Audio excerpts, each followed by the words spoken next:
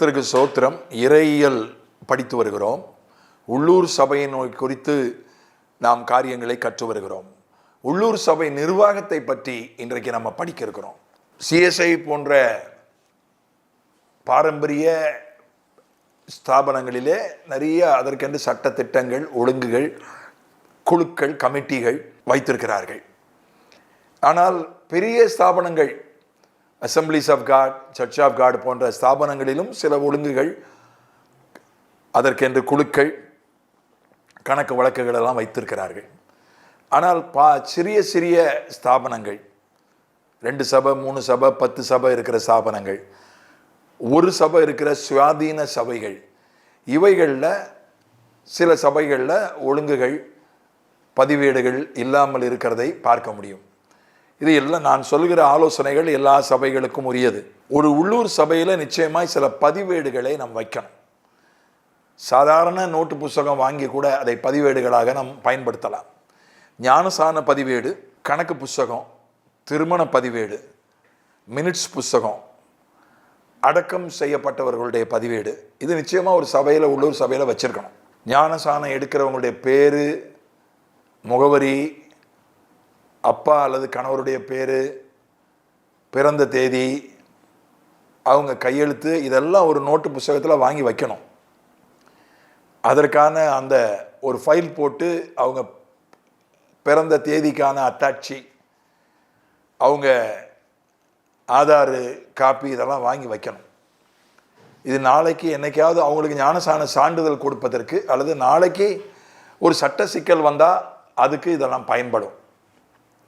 ஏன்னா ஆண்டவரே வேத புஸ்தகத்தில் எழுதியிருக்கிறார், பரலோகத்தில் ஞாபக புஸ்தகம்னு ஒன்று இருக்கான். ஆண்டவருக்கு எதுவுமே மறந்து போகாது. மல்கியா 3ஆம் அதிகாரம் 16ஆம் வசனம் இவ்விதமாக சொல்கிறது, அவருக்கு பயந்தவர்களுக்காகவும் அவருடைய நாமத்தை தியானிக்கிறவர்களுக்காகவும் ஒரு ஞாபக புஸ்தகம். மல்கியா 3:16. அப்பொழுது கர்த்தருக்கு பயந்தவர்கள் ஒருவரோடு ஒருவர் பேசிக்கொள்வார்கள். கர்த்தர் கவனித்து கேட்பார். கர்த்தருக்கு பயந்தவர்களுக்காகவும் அவருடைய நாமத்தை தியானிக்கிறவர்களுக்காகவும் ஞாபக புஸ்தகம் ஒன்று அவருக்கு முன்பாக எழுதப்பட்டிருக்கிறது. அவருக்கு எதுவுமே மறந்து போகாது. எந்த பாவத்தை மன்னிக்கிறாரோ அதை தான் மறப்பார், வேற எதையும் மறக்க மாட்டார். ஆனாலும் அவர் நமக்கு முன்மாதிரியாக ஒரு ஞாபக புஸ்தகத்தை வச்சிருக்கிறார், ஒரு ரிஜிஸ்டர் வச்சிருக்கிறார். யாரெல்லாம் எனக்கு பயப்படுகிறார்கள், யாரெல்லாம் என்னுடைய நாமத்தை தியானிக்கிறார்கள், அதை அந்த விவரங்களை பதிவு செய்வதற்கு ஒரு ஞாபக புஸ்தகம் வச்சிருக்கிறார். நம்முடைய உள்ளூர் சபைகளில் கர்த்தரை வச்சிருக்க, நாங்கள் ஆவிக்குரிய சபை, நாங்கள் எல்லாம் ஆவியில் தான் செய்வோம், அதெல்லாம் செய்ய மாட்டோம்னு நீங்கள் சொல்லக்கூடாது. நிச்சயமாக இந்த பதிவேடுகளை நீங்கள் வைக்க வேண்டும். கணக்கு புஸ்தகம்,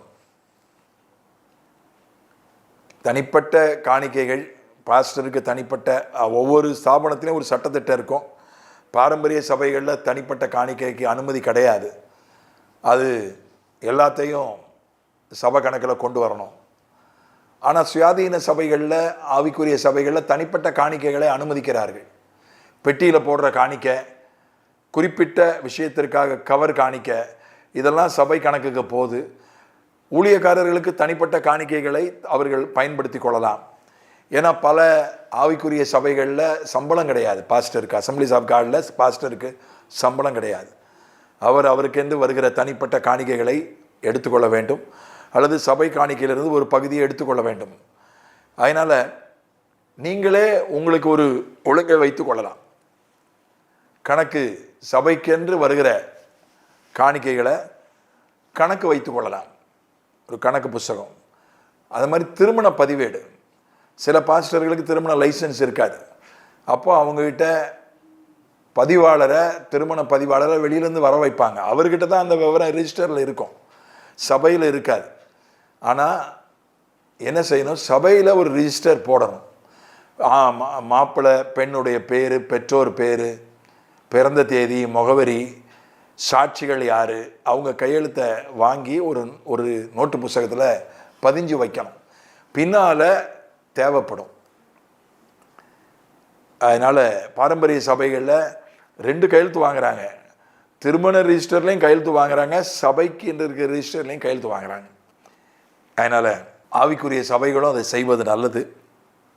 அது மாதிரி விசுவாசிகளை சில விஷயங்களில் ஈடுபடுத்தணும். எல்லாமே பாஸ்டரே செய்யக்கூடாது. பாஸ்டர் மனைவியே சில சபைகளில் பார்த்தா சேர் போடுறது, பாய் விரிக்கிறது கூட பாஸ்டர் மனைவி தான். எல்லாம் பாஸ்டரே செய்வார். கரண்ட் பில் கட்டுறதுலேருந்து எல்லாமே அவர் தான் செய்வார். மைக்கை செட் பண்ணுறதுலேருந்து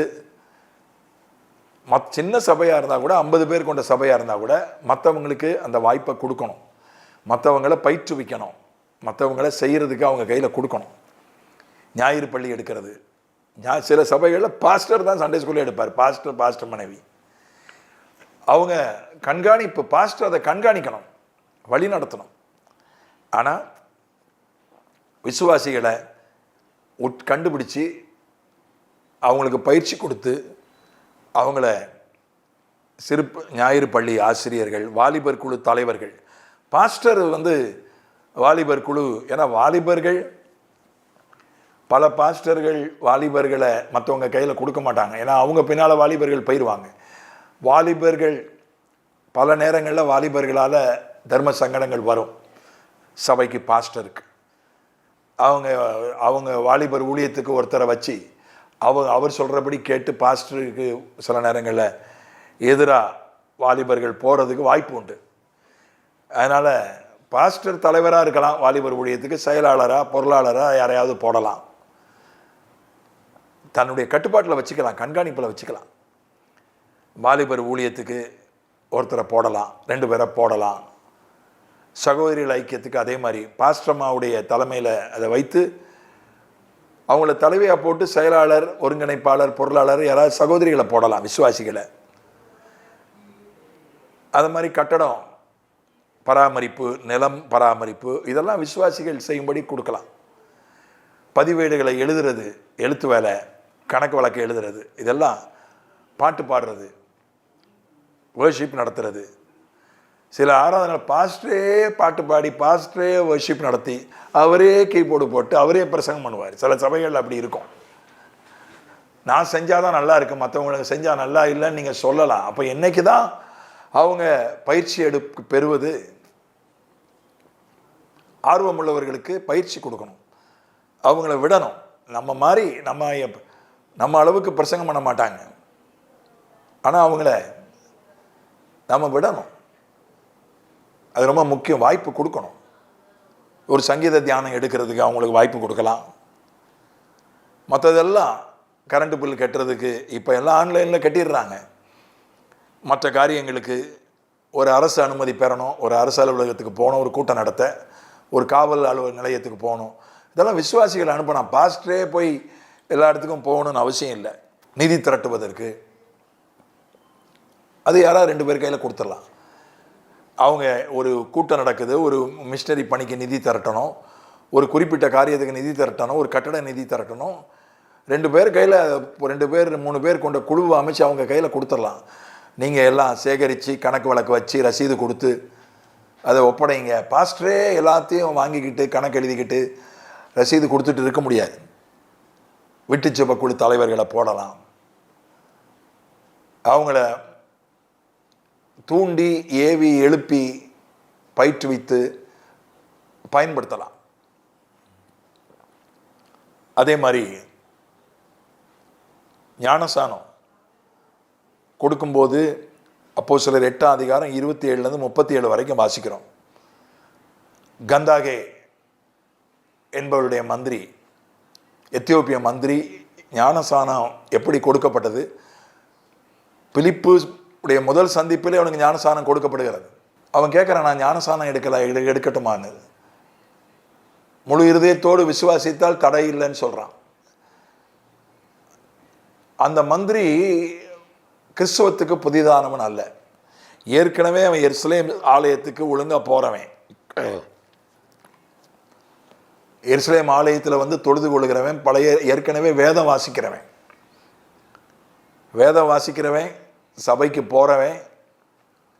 ஊழியக்காரனை ஏற்றுக்கொள்றவன், ஊழியக்காரனை தன்னுடைய ரதத்தில் உட்கார வச்சு, மந்திரி தான் ரதத்தில் உட்கார வச்சு அவன் சொல்றத காது கொடுத்து பக்தியோடு பயத்தோடு கேட்டவன், ஊழியக்காரனுக்கு செவி கொடுக்கிறவன். அதனால அவனுக்கு ஞானசானம் கொடுக்கப்பட்டது. திடீர்னு ஒருத்தரை பார்த்து கொடுக்க முடியாது. இதெல்லாம் இருக்கணும். அவங்க சபைக்கு வர்றவங்களா இருக்கணும். ஒரு 3 மாசமாவது சபைக்கு வரணும், வேதத்தை வாசிக்கணும், ஊழியக்காரன் சொல்றதை காது கொடுத்து கேட்கறவங்களா இருக்கணும். அப்படிப்பட்டவங்களுக்கு தான் ஞானசானம் கொடுக்கணும். கிறிஸ்தவர்கள் அல்லாதவர்களாக இருந்தால் அவங்க கிட்ட இருந்து முறைப்படி எழுதி வாங்கிடணும். அவங்க கையாலேயே அவங்க எப்படி ரட்சிக்கப்பட்டாங்கன்னு சாட்சியை எழுதி வாங்கிடணும், ஒரு விண்ணப்பம் எழுதி வாங்கிடணும். 19 வயசு உள்ளவங்களுக்கு தான் கொடுக்கணும் கிறிஸ்தவர் அல்லாதவர்கள் என்றால். இல்லை குடும்பமாக எடுப்பாங்கன்னா ஒரு 15 வயசு 13 வயசு 15 வயசு பிள்ளைகள் கூட குடும்பமாக எடுக்கிறாங்க அப்படின்னா அப்பா அம்மாட்ட இருந்து அவங்களுக்கான கையெழுத்தை வாங்கிடணும். அதை ஒரு ஃபைலில் போட்டு பத்திரமா வைக்கணும். பின்னால் பிரச்சனைகள் வர வாய்ப்பு இருக்குது. வந்தால் இதெல்லாம் அதுக்கு உதவியாக இருக்கும். இந்த ஹார்னை பயன்படுத்தக்கூடாது.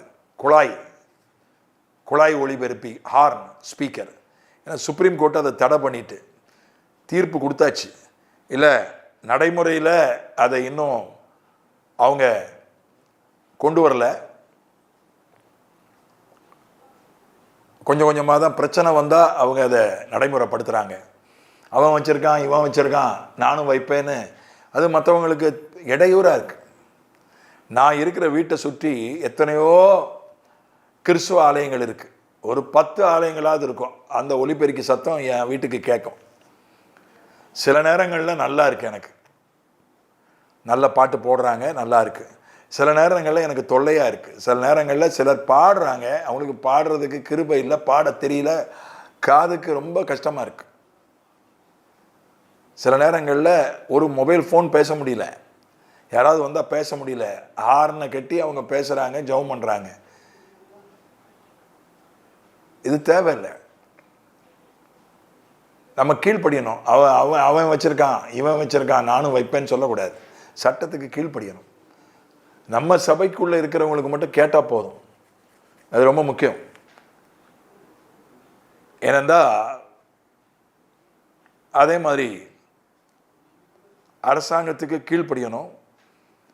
ஒரு ஃப்ளெக்ஸ் பேனர் வைக்கணும்னா அனுமதி பெறணும். அதை அனுமதி பெற்று வைக்கணும். அந்த எங்கே வைக்கிறோமோ அந்த இடத்து உரிமையாளர்கிட்ட அனுமதி பெறணும், போலீஸில் அனுமதி பெறணும். 3 நாள் தான் வைக்க முடியும். அப்படிலாம் சில சட்டங்கள் இருக்குது. அதுக்கு நம்ம முறைப்படி வச்சா நல்லது. தேவையில்லாத பிரச்சனைகள் வராது. ஒரு கூட்டம் நடத்துகிறோம், ஒரு விசேஷ கூட்டம் நடத்துகிறோம், நாம் காவல்துறையிட்ட ஒரு அனுமதி பெறுவது நல்லது. கூடுதலாக வாகனங்கள் வரும், பார்க்கிங்கில் பிரச்சனை வருது. ஒரு விசேஷ பிரசங்கையாரை கூப்பிட்டு விசேஷ பிரசங்கம் நடத்துகிறோம், கூட்டம் நடத்துகிறோம், கூடுதலாக ஆட்கள் வருவாங்க, கூடுதலாக வாகனங்கள் வரும், டிராஃபிக் ஆகும், பார்க்கிங் பிரச்சனை வரும். போலீஸ்கிட்ட முன்னதாகவே சொல்லிட்டோம்னா அவங்க கூட 1-2 பேர் வருவாங்க, வந்து உதவி செய்வாங்க. அதனால் இதில் ஒன்றும் இலங்கைக்கு போயிருந்தேன். போன முறை போனப்போ அதை நான் கவனிக்கலை. இந்த முறை அது ஒரு சிங்கள நாடு, அது ஒரு மத சார்பற்ற நாடு இல்லை, சிங்கள நாடு. ஞாயிற்றுக்கிழமை கால ஆராதனை சின்ன சபையில் 2 ஆராதனையில் பேசினேன், கொழும்பு பட்டணத்தில். இது கொழும்பு பட்டணத்தில் தான் நான் பார்த்தேன். போன முறை போனப்போ இதை நான் பார்க்கல. பெரிய சபை ஒன்றில் பேசினேன், அங்கேயும் கீழே போலீஸ் நின்னாங்க காவலுக்கு. அந்த சபையில் பிரச்சனை வந்துடுச்சு அப்படின்னு பாஸ்டர் சொன்னார். அதனால் நிற்கிறாங்கன்னு நினச்சிட்டேன். அடுத்து ஒரு சின்ன சபையில் பேச போனால் அங்கேயும் போலீஸ் நின்னார் கீழே. எல்லா கால ஆராதனைக்கும் போலீஸ் காவல் போட்டிருக்காங்க. சிங்கள நாடு தான், அரசாங்கமே சிங்கள அரசாங்கம், புத்த மத அரசாங்கம். அது சபை மத சார்பற்ற அரசாங்கம் இல்லை, இலங்கை புத்த மத நாடு. அதனால் நாம் உதவி கேட்குறதுல தப்பு இல்லை. விசேஷ சந்தர்ப்பங்களில் இல்லை திறந்த வெளியில் கூட்டம் வைக்கிறோம், அளவுக்கு அதிகமாக வழக்கத்தை விட கூட்டம் அதிகமாக வரப்போகுது, காவல்துறையிட்ட அனுமதி வாங்கி அவங்க உதவியை வாங்கிறது நல்லது. அதே மாதிரி பிற மதங்களை தாக்கி பேசுகிறத தவிர்க்கணும். அப்போஸ்தலர் 19ஆம் அதிகாரம் 37ஆம் வசனம். பிற மதங்களை தாக்கி பேசக்கூடாது. ஏன்னா ஒரு பிரச்சனை வருது. இந்த மனுஷரை இங்கே கொண்டு வந்தீர்கள், இவர்கள் கோயில் கொள்ளைக்காரரும் அல்ல, உங்கள் தேவியை தூஷிக்கிறவர்களும் அல்ல. ஒரு பெரிய கலகத்தை உண்டு பண்ணாங்க, கலவரத்தை. விக்கிரகத்தை தூசிச்சிட்டாங்க, தப்பா சொல்லிட்டாங்க. பவுலும் அவனுடைய குழுவினரும் ஒரு பெரிய புரளியை எழுப்பி ஒரு பெரிய கலவரத்தை உண்டாக்குனாங்க. அப்போ அந்த பட்டணத்தினுடைய அதிகாரி சொல்றான், பவுலும் அவனுடைய குழுவினரும் விக்கிரகத்தை தூஷிக்கிறவர்கள் அல்ல, விக்கிரகத்தை அவங்க வணங்குறாங்க, அவங்க நம்புறாங்க. நாம போய் அதை போய் அது வெறும் உருவம்தான், அது உலோகம், அது வெறும் பொருள் தான் சொல்லிட்டு இருக்கக்கூடாது. அது அல்லது அவங்க மனம் புண்படுற மாதிரி அதை எதுவும் சொல்லக்கூடாது. அப்படி சொல்ற பிரசங்கியாரை கொண்டாந்து பிரசங்கம் பண்ண வைக்கக்கூடாது. புதிய ஏற்பாட்டில் எங்குமே பவுல் விக்கிரகத்தை தாக்கி பேசல. விக்கிரக ஆராதனை தப்புன்னு சொல்லலாம், உருவ வழிபாடு தப்புன்னு சொல்லலாம். கைகளால் செய்யப்பட்ட உருவத்தில் கர்த்தர் இருப்பதில்லை. கைகளால் கட்டப்பட்ட கோயில்களில் ஆண்டவர் வாசம் பண்ணுவதில்லை. ஆண்டவர் உருவங்களுக்கு ஒத்திருப்பார்னு நினைக்காதீங்க. அதெல்லாம் சொல்றான், பவுல் சொல்றான். ஆனா அது வெறும் பொருள் தான், அது வெறும் அதெல்லாம் ஒன்றும் செய்ய முடியாது. இதெல்லாம் தேவ பிள்ளைகளுக்கு சொல்லப்பட்டது. இஸ்ரவேல் ஜனம் விக்கிரக ஆராதனை பண்ண போது இஸ்ரவேல் ஜனங்களுக்கு சொல்லப்பட்டது. எலியா சொன்னது கூட, அவன் தியானத்துக்கு போயிருப்பான், அவன் பாகால் தியானம் பண்ணுவான், பாகால் கழிவறைக்கு போயிருப்பான். மூல மொழியில் அப்படி தான் இருக்கான், குளியலறைக்கு போயிருப்பான், அப்படிலாம் இருக்குன்னு சொல்றாங்க. அது இஸ்ரவேல் ஜனங்கள் விக்கிரக ஆராதனை பண்ண போது இஸ்ரவேல் ஜனங்களுக்கு சொல்லப்பட்டது, புறஜாதியாருக்கு சொல்லப்பட்டது இல்லை. அதனால மற்ற மதத்தார் புண்படுற மாதிரி பேசக்கூடாது. உருவ வழிபாடு தப்புன்னு சொல்லலாம். அது கிறிஸ்தவத்தில் கூட தான் உருவ வழிபாடு இருக்க. கத்தோலிக்க முழுசும் உருவ வழிபாடு தானே நிரம்பி இருக்கு. உருவ வழிபாடு தப்புன்னு சொல்லலாம். பிரச்சனை ஆச்சுன்னா நம்ம சொல்ல முடியும், எங்க மதத்திலே இருக்கியா உருவ வழிபாடு, அதனால நாங்கள் சொல்றோம் ஐயா அப்படின்னு சொல்லிட்டு போகலாம். குறிப்பிட்டு ஊரை சொல்லி பேரை சொல்லி உருவத்தை சொல்லிலாம் பேசக்கூடாது. அது அவங்க மனசை புண்படுத்தும். மட்டுமல்ல, அது ஒரு பெரிய சட்டம் ஒழுங்கு பிரச்சனையை உண்டாக்கும். அதை நம்ம செய்யக்கூடாது. அவங்க எல்லைக்கு போய் நம்ம ஊழியம் செய்யக்கூடாது. அவங்க ஒரு விக்கிரக கோயில் இருக்குன்னா அந்த கோயில் வாசல்ல போய் நோட்டீஸ் கொடுக்கக்கூடாது, கைப்பிரதி கொடுக்கக்கூடாது. அதெல்லாம் தவறு. இப்போ அதால அப்படிலாம் பிரச்சனைகள் வந்திருக்கு. ஒரு பிரச்சனை எப்படி வந்துச்சுன்னா, அந்த மதவாத கட்சியினுடைய நிர்வாகி வீட்டில் போய் கைப்பிரதி நோட்டீஸ் கொடுத்துருக்காங்க. ஒரு அம்மா பாவம் தெரியாம, தெரிஞ்சு கொடுத்தாங்களோ தெரியாம கொடுத்தாங்களோ, அது பெரிய பிரச்சனை ஆயிடுச்சு. பக்கத்தில் ஒரு பட்டணத்தில் நடந்த சம்பவம். ஏன் போய் நம்ம கொடுக்கணும்? இதை கொடுக்கலாம். ஒரு கிறிஸ்மஸ் விழா வந்தால் அவங்கள கூப்பிடலாம், மறுபடி கிறிஸ்மஸ் விழா வச்சிருக்கோம் வாங்க, அது வேற அழைப்புதல். அது கைப்பிரதியை போய் கொடுத்தா அவன் வேற மாதிரி தப்பாக எடுத்துக்கிறான். அதனால நம்ம ஞானமாக செயல்படணும். அது மாதிரி பிறருக்கு நான் ஹார்ன் யூஸ் பண்ணக்கூடாதுன்னு சொன்னேன். நம்ம பாக்ஸ் யூஸ் பண்ணால் கூட மற்றவங்களை நினச்சி பார்க்கணும். அதாவது அவன் யூஸ் பண்ணுறான், அவன் விழா நடத்தும் போது, மற்றவங்க விழா நடத்தும் போது காது கேட்காத அளவுக்கு பஜாரில் வச்சுருப்பாங்க பாக்ஸை. காது கேட்காது, கடையில் போய் ஒரு பொருள் வாங்க முடியாது. நம்ம சொன்னால் கடைக்காரர் கேட்காது, கடைக்காரர் சொல்கிறது நமக்கு கேட்காது. ஒரு ஃபோன் வந்தால் பேச முடியாது, ஒன்றும் தெரியாது. ஒரு ஹார்ன் அடித்தா கேட்காது. பஜாரில் முக்கியமான இடங்களில் பாக்ஸை அடுக்கி வச்சு சத்தமாக வச்சுருப்பாங்க விழான்ற பேரில். அவங்க அப்படி சிலர் செய்கிறாங்க, நாங்களும் செய்வோம். அவன் செய்யலையா? அப்புறம் நமக்கும் அவங்களுக்கு என்ன வித்தியாசம்? பாக்ஸ் பயன்படுத்தினா கூட பக்கத்தில் வயசானவங்க உண்டு இருப்பாங்க, சுற்றி உடம்பு சரியாது இல்லாதவங்க இருப்பாங்க, கை குழந்தைங்க இருப்பாங்க. அவங்களெல்லாம் நினச்சி பார்க்கணும். அப்படி சத்தமாக வச்சு நீங்கள் செய்யணும்னா கொஞ்சம் ஊருக்கு வெளியே போயிடணும். ஊருக்கு வெளியே எவ்வளவோ இருக்குது. ஒரு பரிசுத்த ஆவி முகாம் நடத்தணும், நல்லா சத்தமாக செய்யணும்னா வெளியே போயிடலாம். ஊருக்கு வெளியே எத்தனையோ இடங்கள் இருக்குது. ஊருக்கு வெளியே ஹால்கள் இருக்குது, தோட்டங்கள் இருக்குது, போயிடலாம். ஊருக்கு வெளியில் போய் நல்லா ஆடி பாடி ஆர்ப்பரித்து கொண்டாடலாம். யாருக்கும் தொந்தரவாக இருக்காது. பெரும்பாலும் பிரச்சனை வர்றது இந்த நாய்ஸ் பொல்யூஷன், சத்தத்தால் தான் பல இடங்களில் பிரச்சனை வருது. ரெண்டாவது பார்க்கிங்கால வருது. மூணாவது மற்ற மதங்களை யாராவது தாக்கி பேசுறதால வருது. இதுதான் பிறகு பின்னால் மத சாயம் பூசப்படுகிறது. ஏன்னா நூற்றுக்கணக்கான பிரச்சனைகளை நான் கேட்டிருக்கிறேன், ஆலோசனை சொல்லியிருக்கிறேன், அதில் உதவி செஞ்சுருக்கிறேன். எனக்கும் வந்திருக்கு. என்னுடைய நீண்ட நெடிய ஊழிய அனுபவத்தில் வட இந்தியாவிலையும் சென்னையிலும் தெற்கு மாவட்டங்கள்லையும் ஊழியம் செஞ்சிட்ருக்கிறேன். நீண்ட நெடிய அனுபவத்தில் இதையெல்லாம் பார்த்துருக்கிறேன். பைபிள்லேயும் அதை பார்க்குறோம். அதனால் நாம் ரோமர் 14:21 சொல்லுகிறது, நீ சாப்பிட்ற சாப்பாடு மற்றவனுக்கு இடரலா இருந்தால் அதை விட்டு, வேற எது மற்றவனுக்கு இடரலா இருந்தாலும் அதை செய்யாத. மாம்சம் புசிக்கிறதும் மதுபானம் பண்ணுகிறதும் மற்ற எதையாகிலும் செய்கிறதும் உன் சகோதரன் இடறுகிறதுக்காவது தவறுகிறதுக்காவது படுகிறதுக்காவது ஏதுவாய் இருந்தால் அவைகளில் ஒன்றையும் செய்யாமல் இருப்பதே நன்மையாய் இருக்கும்.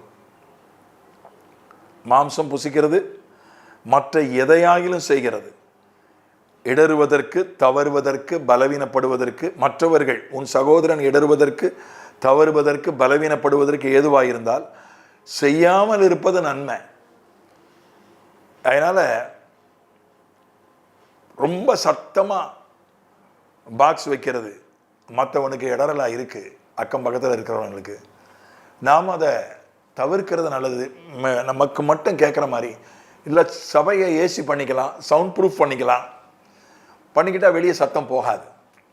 அதை செய்யலாம். அது கொஞ்சம் செலவாகும், அதை பராமரிக்கிறது கொஞ்சம் மெனக்கடணும், அதை செய்வோம். அதே மாதிரி அனுமதி, ஒரு கட்டடம் கட்டணும்னா அது உள்ளாட்சியில் ஒரு குறிப்பிட்ட 1200 சதுர அடியோ 2000 சதுர அடியோ அது ஒரு கருத்தரங்கு கூடம் சமூக கூடம்னா உள்ளூர்லேயே வாங்கிக்கலாம். ஆலயம் என்று கட்ட வேண்டுமானால் மாவட்ட ஆட்சித்தலைவர் இடத்துல அனுமதி வாங்கணும். 2000 சதுர அடிக்கு மேலனா மாவட்ட குழுவிடம் டிஸ்ட்ரிக்ட் அப்ரூவல் கமிட்டியிடம் அனுமதி வாங்கணும்.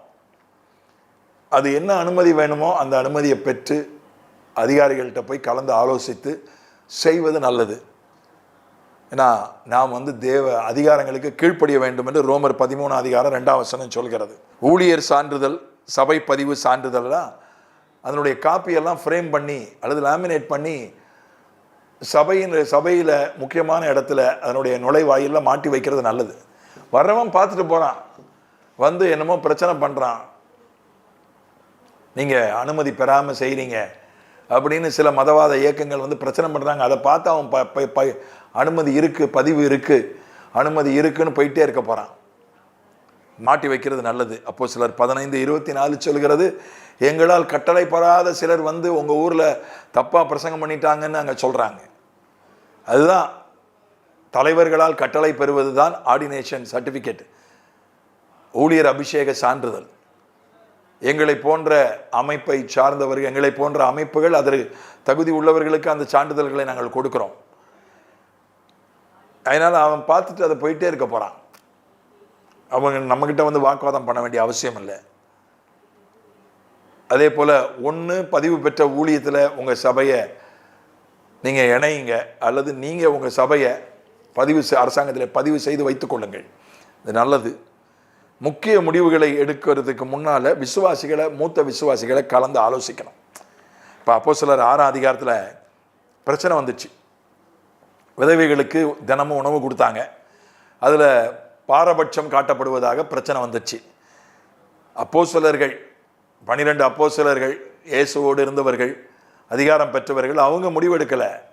சீஷர்கள் கூட்டத்தையே கூட்டினாங்க, சபையார் எல்லாரையும் கூட்டினாங்க.